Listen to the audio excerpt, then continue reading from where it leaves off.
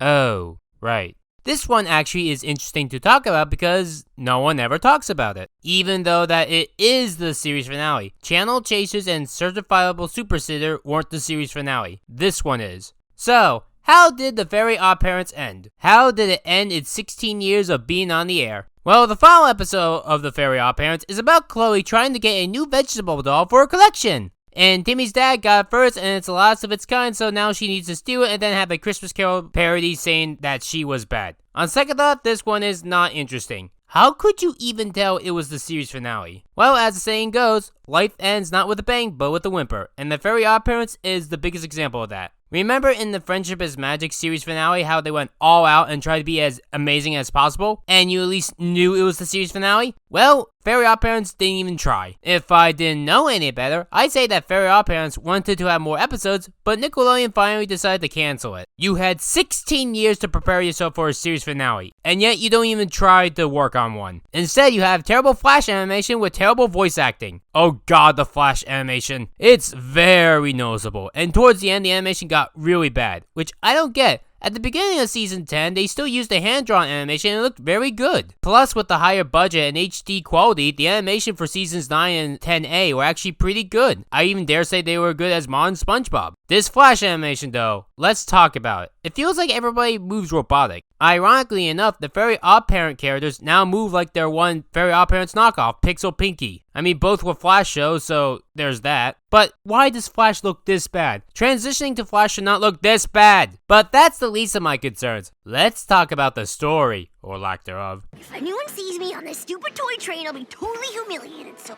keep it down. You know, that would have been a funny joke if, there were anyone in the background. Yeah, I just noticed upon recording this, but in the later seasons of The Very Odd Parents, the background characters just don't exist. It's like they got tired of the bullshit from The Very Odd Parents, so they left all the Very Odd Parents to rot and die. Kind of like the audience.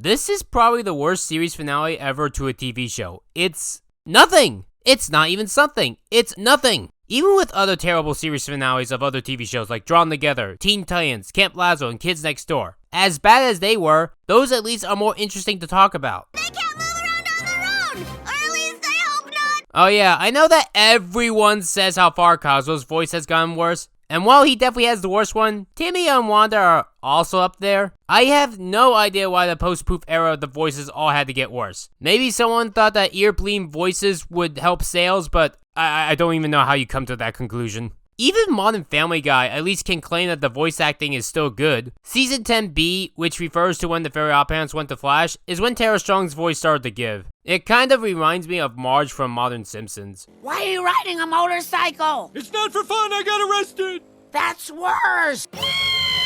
Why does every female scream when they see me? But Chloe is a child. That line is usually referred to for adults. Why is it said here? It has no context. Wishing up an official Kale Patch Kid is an infringement of strict copyright law. On one hand, this is a Viacom show, so I know the story.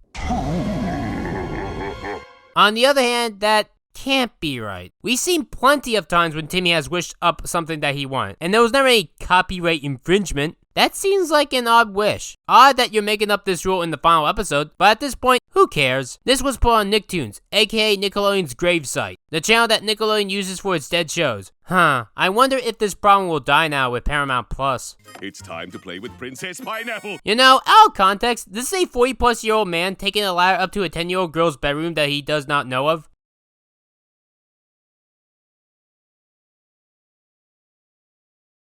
But in context, Timmy's dad is just telling Timmy that he's marrying these two fruits and is having Timmy be a ring bearer. Oh, I'm sorry, a flower boy. Oh, I'm sorry, a flower girl. You could say that Timmy's dad is fruity. Get it? Oh, brother, this guy stinks! Where the wedding of the season is about to take place between Tommy Tomato and Princess Pineapple. Wow, I guess before coronavirus, there was no news. I remember those times. Actually, in all honesty, I literally forgot what people talked about on the news in the entirety of the 2010s. Mostly because I was able to avoid it because news always depressed me, and before 2020, it wasn't mandatory, always shoved in your fucking face. Maybe in that 2022 live-action show of The Very Odd Parents, they could throw in some political bullshit like Steven Universe. I gotta say, it's a pretty weird scene. Says the guy who decided to film this and make it live. I was gonna call myself silent but deadly, but apparently that means something else. You know what would have made Avatar The Last Airbender series finale much better? By adding in a fart joke. I was always disappointed that Nick's best shows, start to finish, never had a fart joke that didn't fit well into the story in their final episode. That's totally cray-cray. You know a problem with a show that started 2 decades ago that doesn't age up their characters? When Timmy uses a word that is younger than his original self. Cray-cray. I'm fine with Chloe saying that since she only started in 2016, but Timmy has been alive since 2001, and I do believe cray-cray is younger than that. Kinda like how the show is older than selfies, yet uses them. The Simpsons has this exact same problem as well. Baby shark, doo doo doo doo doo doo. Baby shark, doo doo doo doo doo doo. Also, Timmy's dad has a security system that includes an Indiana Jones boulder. Funny, I thought Viacom recently bought Garfield, not LucasArts. I could have sworn that Disney owns that. How else would they have made those 3 Star Wars films that everyone claims to be total SJW bullshit? But seriously, can I just say that I love the 3 new Star Wars movies without far left people shit-talking me again?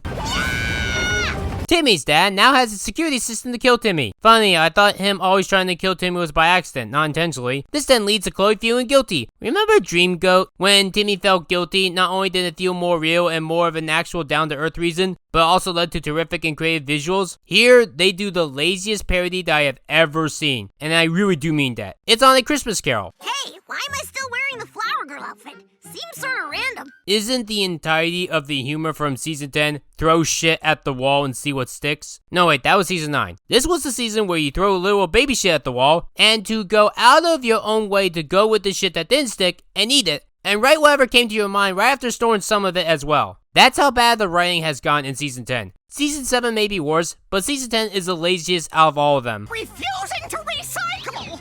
I'm a monster! Oh no, what a horrible thing to do. Worst thing ever.